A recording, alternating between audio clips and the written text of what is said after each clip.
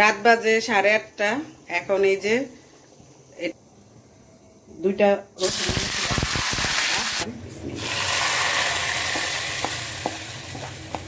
আমি এইভাবে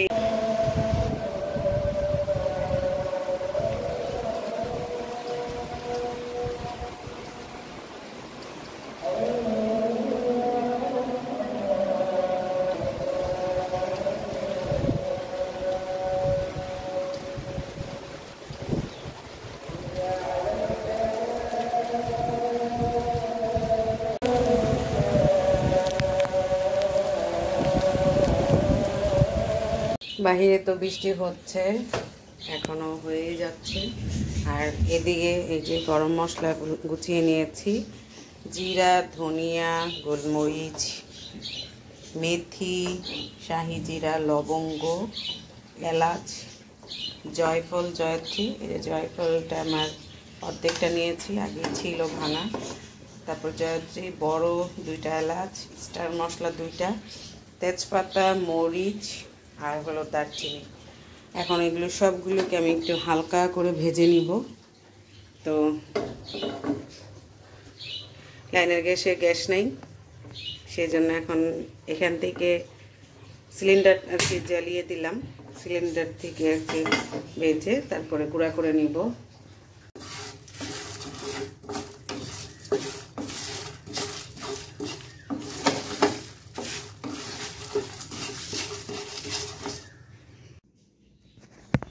আমার গরম মশলা করা কমপ্লিট, আমি ব্লেন্ডারে করে নিয়েছি। দেখেন কত সুন্দর মিহি হয়। তো এখন যাচ্ছি ফাইনাল ভিডিওতে, মানে এতক্ষণ তো গরম মশলা গুঁড়া করাটা দেখালাম, কিন্তু আজকে মেনলি আমি রান্না করব হলো এই যে নিহারি। তো এই নিহারিটা রান্না করব আজকে। আর এটা হলো কুরবানিদের গরুর আর কি পায়া বা নিহারি যেটাই বলেন।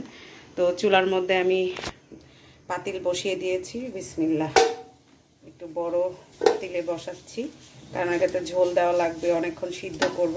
এবার প্রেশার কুকারে বসাচ্ছি না, এবার বসাবো হলো পাতিলে। চুলার মধ্যে আস্তে আস্তে জাল দিয়ে তারপর আর কি এবার রান্না করার ইচ্ছা। তো এই জন্য আর কি বড় একটা পাতিলে দিয়েছি, যে বেশি করে পানি দিতে হবে। আর এই তো এখন আমি একে একে সব মশলা দিয়ে দিব। আর পায়া কিন্তু ভালোই করে পরিষ্কার করে তারপরে কিন্তু আর কি নিতে হয়। তা এখন একে একে সব মশলাগুলো দিচ্ছি। আদা বাটা, রসুন বাটা, লবণ, জিরা গুঁড়া, ধনিয়া গুঁড়া, হলুদ না সরি গুঁড়া মরিচ, হলুদ দিচ্ছি। তো এখন হলুদের গুঁড়া দিয়ে দিলাম এই যে। তো এই তো আমি এখন ভালোভাবে মিক্স করে নেব। সাথে দিব পেঁয়াজ কুচি,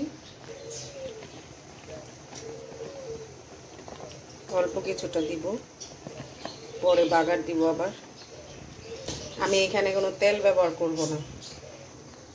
আর দিয়ে দিচ্ছি এলাচি, দারচিনি, তেজপাতা, লবঙ্গ, স্টার মশলা, বড় এলাচ, ছোট এলাচ, সব কিছু দিলাম। শাহি জিরা দেইনি, দিব হালকা একটু, দিব কিনা চিন্তা করতেছি। তো এখন আমি এটাকে ভালোভাবে মিক্স করব। শাহি জিরা আমি দিইনি, দিতে চেয়েছিলাম।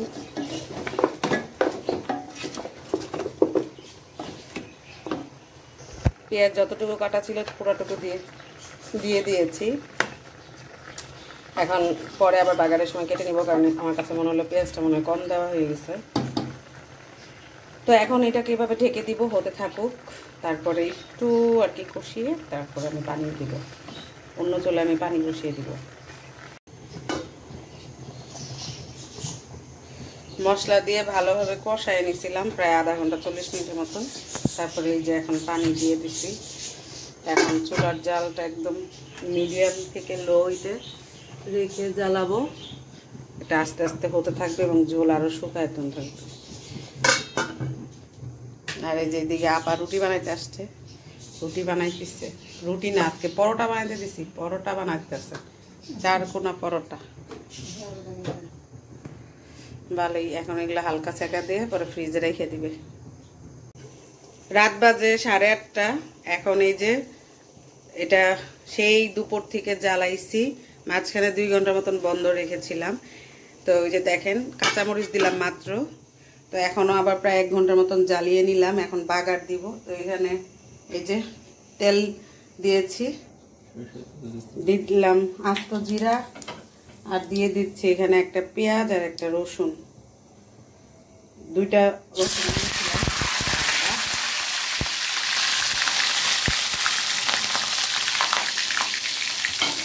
তেলটা ভালোই গরম, রসুন 2টা নিয়েছিলাম তো একটাই দিলাম।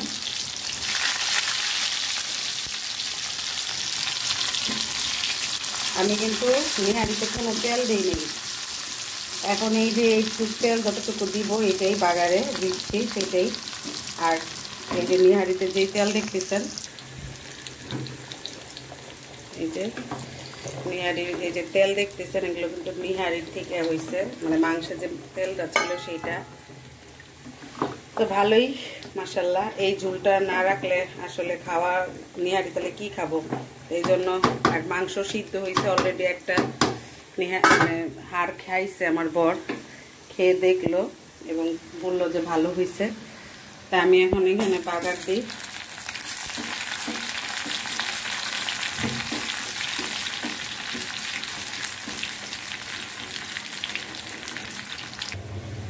এই যে পেঁয়াজ লাল হয়ে গেছে, এখন এখানে দিলাম। আমি এইভাবেই আর কি নিহারিটা রান্না করলাম এবার। আমাদের বাসায় তো তেঁতুল দিয়েও করে, আবার এইভাবেও করে তেঁতুল ছাড়া। এবার তেঁতুল দিলাম না, তো এই তো এখন ঢেকে দিব এই বাগারের ঘ্রাণটা যেন থাকে, সেজন্য একদম সব কিছু পারফেক্ট। চুলা অফ করে দিলাম, শেষ। এখন এভাবেই থাকবে, সকালে আর কি পরোটা দিয়ে খাওয়া হবে। এই যে সকালবেলা পরোটা আর এই যে নিহারি নিয়ে নিয়েছি, এখন খাওয়া দাওয়া করবে। আর কি বলে, রাতেও অলরেডি ভাত দিয়ে একটু খাইয়া টেস্ট করছিল, খুবই মজা হয়েছে, খুবই মজা হয়েছে।